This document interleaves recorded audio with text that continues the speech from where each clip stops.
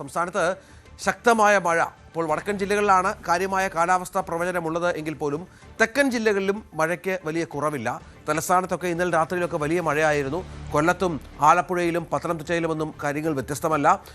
വടക്കൻ ജില്ലകളിൽ 3 ജില്ലകളിൽ, പ്രത്യേകിച്ച് കോഴിക്കോട്, കണ്ണൂർ, കാസർഗോഡ് ജില്ലകളിൽ കാലാവസ്ഥാ വകുപ്പ് റെഡ് അലേർട്ട് പ്രഖ്യാപിച്ചിട്ടുണ്ട്. ഇവിടങ്ങളിലെ കോളേജുകൾ ഉൾപ്പെടെയുള്ള വിദ്യാഭ്യാസ സ്ഥാപനങ്ങൾക്കെല്ലാം ഇന്ന് അവധി പ്രഖ്യാപിച്ചിട്ടുണ്ട്. മലപ്പുറം, വയനാട് ജില്ലകളിൽ ഓറഞ്ച് അലേർട്ടും 6 ജില്ലകളിൽ യെല്ലോ അലേർട്ടും പ്രഖ്യാപിച്ചിട്ടുണ്ട്. മറ്റൊരു പ്രധാനപ്പെട്ട കാര്യം, പല ജില്ലകളിലും യാത്രാ നിരോധനമടക്കം, പ്രത്യേകിച്ച് ഇടുക്കിയിലും മറ്റും മലയോര മേഖലയിൽ യാത്രാ നിരോധനമടക്കം ഇതിനകം പ്രഖ്യാപിച്ചൊരു പശ്ചാത്തലം കൂടിയുണ്ട്. MS അനീഷ് കുമാർ കോഴിക്കോട്ട് നിന്ന്, KV ബൈജു കാസർഗോട്ട് നിന്ന്, നവമി കൊച്ചിയിൽ നിന്ന് ആദ്യം ചേരും. ആദ്യം കാസർഗോട്ടേക്ക് ഒന്ന് പോകാം. കാസർഗോഡ് ബൈജു, കാര്യമായ നാശനഷ്ടങ്ങൾ റിപ്പോർട്ട് ചെയ്യപ്പെട്ടിട്ടുണ്ടോ? മഴ എങ്ങനെയുണ്ട്? നേരത്തെ നമ്മൾ ഈ റോഡ് ഇടിയുന്നതൊക്കെയായി ബന്ധപ്പെട്ട് ഒരുപാട് ഞെട്ടിപ്പിക്കുന്ന ദൃശ്യങ്ങൾ പ്രേക്ഷകരെ കാണിച്ചതാണ്. പുതിയ വിവരങ്ങൾ അത്തരത്തിൽ എന്തെങ്കിലും ലഭ്യമാകുന്നുണ്ടോ? താഴ്ന്ന പ്രദേശങ്ങളിലൊക്കെ വെള്ളം കയറുന്ന പശ്ചാത്തലമാണോ?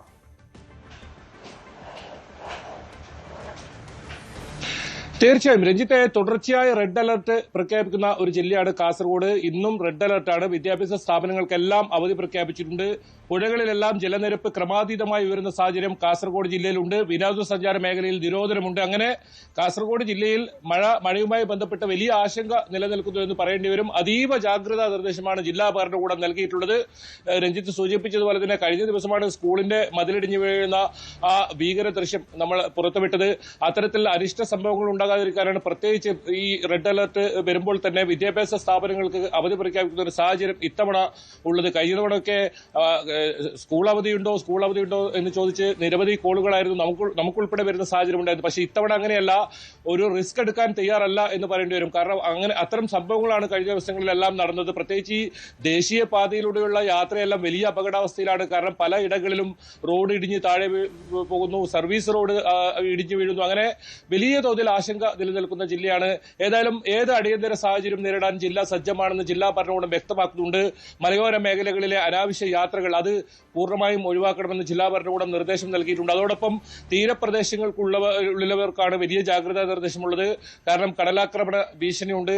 ഒപ്പം ശക്തമായ കാറ്റ് വീശുന്ന സാഹചര്യമുണ്ട്. തുടർച്ചയായി മഴ പെയ്യുന്ന ഒരു അവസ്ഥയാണ് കാസർഗോഡ് ജില്ലയിൽ, പ്രത്യേകിച്ച് കണ്ണൂർ, കാസർഗോഡ് ജില്ലകളിലുള്ളത്. അതുകൊണ്ട് തന്നെ പലയിടങ്ങളിലും വെള്ളക്കെട്ട് രൂപപ്പെടുന്ന അവസ്ഥയുണ്ട്. കഴിഞ്ഞ ദിവസമാണ് 2 കുട്ടികൾ, അതായത് 11ഉം 14ഉം വയസ്സുള്ള കുട്ടികൾ ഒരു മതിലിടിഞ്ഞ് അവരുടെ ഷെഡിന് മുകളിലേക്ക് വീണ് ദാരുണമായി മരണപ്പെടുന്ന സാഹചര്യം ഉണ്ടായത്. അതുകൊണ്ട് തന്നെ ഇത്തരം അപകടകരമായ മരങ്ങൾ, അതുപോലെ തന്നെ മതിലുകളെല്ലാം അത് പ്രത്യേകിച്ച് ജാഗ്രത വേണമെന്ന് തദ്ദേശ വകുപ്പ് ഉദ്യോഗസ്ഥരോടും അതോടൊപ്പം ജനപ്രതിനിധികളോടും ഒക്കെ ജില്ലാ ഭരണകൂടം നിർദ്ദേശം നൽകിയിട്ടുണ്ട്. അതോടൊപ്പം 24 മണിക്കൂറും പ്രവർത്തിക്കുന്ന കൺട്രോൾ റൂം അത് ആരംഭിച്ചിട്ടുണ്ട്. ഒപ്പം ദുരിതാശ്വാസ ക്യാമ്പുകളുണ്ട്. പക്ഷേ ഇതുവരെ ആരും ദുരിതാശ്വാസ ക്യാമ്പുകളിലേക്ക് മാറ്റിയിട്ടില്ല. വരും ദിവസങ്ങളിൽ മഴ ശക്തമായാൽ മലയോര മേഖലകളിലാണ് ഏറ്റവും വലിയ മണ്ണിടിച്ചിൽ ഭീഷണി നിലനിൽക്കുന്നത്. കഴിഞ്ഞ തവണ നമുക്കറിയാം വലിയ തോതിൽ മണ്ണിടിച്ചിൽ ഉണ്ടായ പ്രദേശങ്ങളാണ് ഈ മലയോര മേഖലകളൊക്കെ. പലതരത്തിലുള്ള അപകടങ്ങൾ ഈ ഭാഗങ്ങളിലൊക്കെ ഉണ്ടായിരുന്നു. അതുകൊണ്ട് അനാവശ്യ യാത്രകൾ മലയോര മേഖലകളിൽ ഒഴിവാക്കുക. പള്ളിക്കര ബീച്ച്, അതുപോലെ തന്നെ ചെമ്പേരിക്ക, അതുപോലെ കൈറ്റ് ബീച്ച്, കാഞ്ഞങ്ങാട്, ഇതെല്ലാം നിരോധനം ഏർപ്പെടുത്തിയിട്ടുണ്ട്. ഒരു അറിയിപ്പ് ഉണ്ടാകുന്നതുവരെ ഇത്തരം കേന്ദ്രങ്ങൾ പ്രവർത്തിക്കാൻ പാടില്ല എന്ന് കർശന നിർദ്ദേശം നൽകിയിട്ടുണ്ട്. എന്തായാലും വലിയ ജാഗ്രതാ നിർദ്ദേശം തന്നെയാണ് കാസർഗോഡ് ജില്ലയിലുള്ളത്. ഇത്തരത്തിൽ 24 മണിക്കൂറും പ്രവർത്തിക്കുന്ന കൺട്രോൾ റൂം സജ്ജമാക്കി കൃത്യമായി ഈ കാര്യങ്ങൾ എല്ലാം മോണിറ്റർ ചെയ്യുകയാണ് ജില്ലാ ഭരണകൂടം. രഞ്ജിത്ത്, ഏതായാലും കാസർഗോട്ടും കണ്ണൂരും ശക്തമായ മഴ അനുഭവപ്പെടുന്നു. താഴ്ന്ന പ്രദേശങ്ങളിലൊക്കെ വെള്ളം കയറി തുടങ്ങി. പക്ഷേ ദുരിതാശ്വാസ ക്യാമ്പുകളിലേക്ക് ആളുകൾ മാറിയിട്ടില്ല. കൺട്രോൾ റൂം അടക്കം തുറന്ന് ആ മേഖലയിൽ വലിയ ജാഗ്രത ജില്ലാ ഭരണകൂടത്തിൻ്റെ ഭാഗത്തുനിന്നുണ്ടായിട്ടുണ്ട് എന്നാണ് മനസ്സിലാക്കേണ്ടത്. നമുക്ക് കോഴിക്കോട്ടേക്ക് ഒന്ന് പോകണം. അവിടെ MS അനീഷ് കുമാർ ഉണ്ട്. അനീഷ്, കോഴിക്കോട്ടെ മഴയുടെ സ്ഥിതി എന്താണ്? റെഡ് അലേർട്ട് പ്രഖ്യാപിച്ചിട്ടുണ്ട്. ഇന്നിപ്പോൾ അവധിയാണ് സ്കൂളുകൾക്കും കോളേജുകൾക്കും മറ്റു വിവരങ്ങൾ എന്താണ്?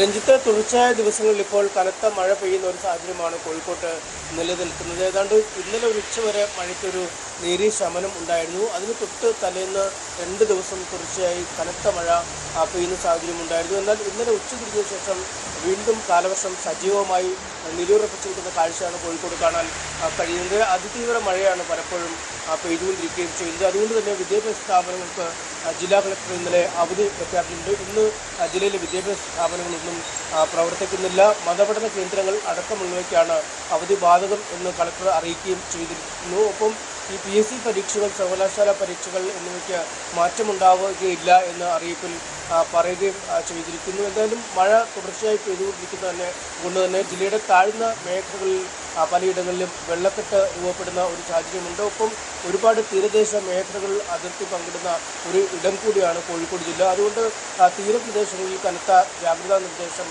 നൽകിയിട്ടുമുണ്ട്. ഒപ്പം ഈ തീരപ്രദേശം പോലെ തന്നെ ജില്ലയുടെ മറുവശം പൂർണ്ണമായും മലയോര മേഖലകളാണ്. മലയോര മേഖലകളിലും ഉരുൾപൊട്ടലിനും മണ്ണിടിച്ചിലിനുമൊക്കെയുള്ള വലിയ സാധ്യതകൾ നിലനിൽക്കുന്നു. കഴിഞ്ഞ തവണ വിലങ്ങാട് മറ്റുമൊക്കെ ഉണ്ടായ വലിയ അപകടത്തിൻ്റെ പശ്ചാത്തലം നമുക്കറിയാം. അതുകൊണ്ട് ഉരുൾപൊട്ടൽ സാധ്യതയുള്ള ഇടങ്ങളിൽ താമസിക്കുന്നവരെ നേരത്തെ തന്നെ കൃത്യമായ സുരക്ഷിത സങ്കേതങ്ങളിലേക്ക് മാറ്റണം എന്ന നിർദ്ദേശം അധികൃതർ നൽകിയിരുന്നു. ഇവർക്കായി ദുരിതാശ്വാസ ക്യാമ്പുകളും മറ്റുമൊക്കെ ഇതിനകം ക്രമീകരിച്ചു കഴിഞ്ഞിട്ടുണ്ട്. കട്ടിപ്പാറ, തിരുവമ്പാടി, കൂടരഞ്ഞി പോലുള്ള മറ്റും മലയോര മേഖലകളുമുണ്ട്. ഇവിടെയും പലയിടങ്ങളിലും ഇത്തരത്തിൽ വലിയ പാറക്കഷ്ണങ്ങളും മറ്റുമൊക്കെ താഴേക്ക് അടർന്നു വീണ് അപകടമുണ്ടാവാനുള്ള സാധ്യത, പുഴകൾ കരകവിഞ്ഞൊഴുകാനുള്ള സാധ്യതകൾ എന്നിവയൊക്കെ നേരത്തെ തന്നെ പ്രവചിക്കപ്പെട്ടിട്ടുണ്ട്. അതുകൊണ്ട് ഈ മലയോരങ്ങളിൽ താമസിക്കുന്ന ആളുകളും ഒപ്പം പുഴയോട് ചേർന്ന ഇടങ്ങളിലെ ആളുകളും സുരക്ഷിത സ്ഥാനങ്ങളിലേക്ക് മാറണമെന്ന നിർദ്ദേശം ജില്ലാ കളക്ടർ നൽകിയിരുന്നു. ഒപ്പം പോലീസിനും മറ്റും ഇതിനുള്ള നിർദ്ദേശങ്ങൾ നൽകിയിട്ടുണ്ട്. മാറാൻ തയ്യാറാവാത്തവരുണ്ട്, അവരെ കർശനമായി അവിടെ നിന്നും നീക്കം ചെയ്യണം. അതുകൊണ്ട് പരമാവധി അനിഷ്ടങ്ങളുണ്ടായാൽ ആൾനാശം അല്ലെങ്കിൽ ജനങ്ങൾക്കുണ്ടാകുന്ന നഷ്ടം കുറയ്ക്കുക എന്നത് തന്നെയാണ് ലക്ഷ്യം. 24 മണിക്കൂറും പ്രവർത്തിക്കുന്ന കൺട്രോൾ റൂമുകൾ ഇതിനകം തുറന്നു കഴിഞ്ഞിട്ടുമുണ്ട്. എന്തായാലും നിലവിൽ മറ്റ് അനിഷ്ട സംഭവങ്ങളൊന്നും ജില്ലയുടെ ഒരു ഭാഗങ്ങളിൽ നിന്ന് റിപ്പോർട്ട് ചെയ്യുന്നില്ല എന്നതാണ് ആശ്വാസം. പക്ഷേ വരും മണിക്കൂറുകളിലും മഴ കനത്ത് തന്നെ തുടരും എന്നാണ് കാലാവസ്ഥാ കേന്ദ്രത്തിൻ്റെ മുന്നറിയിപ്പ്. ഏതായാലും മഴ കോഴിക്കോട് ജില്ലയിലും ശക്തമായി തുടരുന്നുണ്ട്. ഈ 3 ജില്ലകൾ പ്രധാനമാണ്. കോഴിക്കോട്, കണ്ണൂർ, കാസർഗോഡ് റെഡ് അലേർട്ട് പ്രഖ്യാപിച്ച ജില്ലകളാണ്. ജനങ്ങൾ ജാഗ്രതയോടെ സമീപിക്കണമെന്നാണ് മനസ്സിലാക്കേണ്ടത്. മലപ്പുറം, വയനാട് ജില്ലകളിൽ ഓറഞ്ച് അലേർട്ട് ഉണ്ട് എന്നുള്ളതാണ് മനസ്സിലാക്കേണ്ടത്. തെക്കൻ ജില്ലകളിൽ കാര്യമായ മഴ പ്രവചനമില്ല എങ്കിൽ പോലും ഒറ്റപ്പെട്ട ശക്തമായ മഴ പല മേഖലകളിലും പെയ്യുന്നുണ്ട് എന്നുള്ള സൂചനകൾ കൂടി നമുക്ക് ഈ വാട്സപ്പ് മെസ്സേജായി മറ്റും ആളുകൾ അയച്ചു തരുന്ന ഒരു പശ്ചാത്തലം കൂടിയുണ്ട്. പല മേഖലകളിലും തെക്കൻ ജില്ലകളും നിങ്ങളങ്ങനെ മറക്കണ്ട, അവിടെയും മഴയുണ്ട്. തിരുവനന്തപുരത്തും കൊല്ലത്തും ആലപ്പുഴയിലുമൊക്കെ ശക്തമായ മഴ പെയ്യുന്നുണ്ട് എന്നും മറ്റും പ്രതികരിക്കുന്നുണ്ട് ജനങ്ങൾ. ഏതായാലും പക്ഷേ അതിതീവ്ര മഴ പ്രവചനം ഇതുവരെ ഇല്ല. എൽനിനോ പ്രതിഭാസമൊക്കെ കൊണ്ട് ഒരാഴ്ചയ്ക്ക് ശേഷം ഒരുപക്ഷെ മഴയുടെ ശക്തി കുറഞ്ഞേക്കാം എന്നുള്ള വിവരങ്ങൾ കൂടി കാലാവസ്ഥാ കേന്ദ്രം പറയുന്നുണ്ട്. നവമി ദിനേശ് കൊച്ചിയിൽ നിന്ന് മറ്റു ചില സൂചനകൾ കൂടി നൽകും. നവമി, എറണാകുളം ജില്ലയിൽ മറ്റ് പ്രദേശങ്ങളിലൊക്കെ എങ്ങനെയാണ് അവസ്ഥ? കൊട ചൂടിയാണ് നവമി നിൽക്കുന്നത്. മഴയുണ്ട് എന്ന് മനസ്സിലാകുന്നു. ശക്തമാണോ?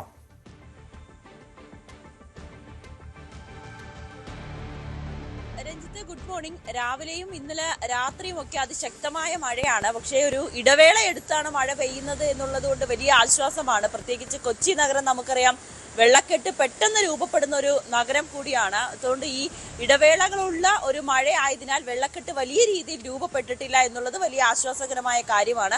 ഇപ്പോൾ അല്പം മഴയ്ക്ക് ശമനമുണ്ട്. പക്ഷേ വരും മണിക്കൂറിൽ ശക്തമായ മഴ പെയ്യുമെന്ന് തന്നെയാണ് കാലാവസ്ഥാ നിരീക്ഷണ കേന്ദ്രം മുന്നറിയിപ്പ് നൽകുന്നത്. നിലവിൽ ജില്ലയിൽ ഓറഞ്ച് അലേർട്ടാണ്. മറ്റേ ഭയപ്പെടേണ്ട സാഹചര്യമില്ല. അതിശക്തമായ അതിതീവ്രമായ മഴ രേഖപ്പെടുത്തിയില്ല. പക്ഷേ എങ്കിൽ പോലും വരും ദിവസങ്ങളിലൊക്കെ മഴ ശക്തമാകാനുള്ളൊരു സാധ്യതയാണ് മുന്നിലുള്ളത്. ഒപ്പം നഗരത്തിൽ പലയിടങ്ങളിലും പ്രത്യേകിച്ച് ഈ നാഷണൽ ഹൈവേയുടെ ഒക്കെ പണി നടക്കുന്നതിനാൽ പ്രധാനപ്പെട്ട നഗരഹൃദയ ഭാഗത്ത് പാലാരിവട്ടം, ഇടപ്പള്ളി, വരാപ്പുഴ ഭാഗങ്ങളിലൊക്കെ ശക്തമായിട്ടുള്ള വെള്ളക്കെട്ട് രൂപപ്പെട്ടിട്ടുണ്ട്. അവിടെ ഗതാഗതം രാവിലെ മുതൽ തന്നെ വലിയ രീതിയിലുള്ള ഗതാഗത തടസ്സവും അനുഭവപ്പെട്ടിട്ടുണ്ട്. ഈ അശാസ്ത്രീയമായ ഒരു പണിയെന്ന് തന്നെ നമുക്ക് പറയാം. ഒരു മെയിൻ്റനൻസ് ചെയ്യാതെ പെട്ടെന്നുള്ള ഈ പണി വരുമ്പോൾ സാധാരണ റോഡ് താറുമാറാകുകയും അവിടെ വെള്ളക്കെട്ട് രൂപപ്പെട്ട് ഇരുചക്ര വാഹനങ്ങളൊക്കെ വലിയ ബുദ്ധിമുട്ടിലൂടെയാണ് അതിൽ കൂടി കടന്നു പോകുന്നത്. ചില താഴ്ന്ന പ്രദേശങ്ങൾ, പ്രത്യേകിച്ച് തൃപ്പൂണിത്തറ, മരട് പോലുള്ള താഴ്ന്ന പ്രദേശങ്ങളിൽ വീടുകളിലും വെള്ളം കയറിയിട്ടുണ്ട്.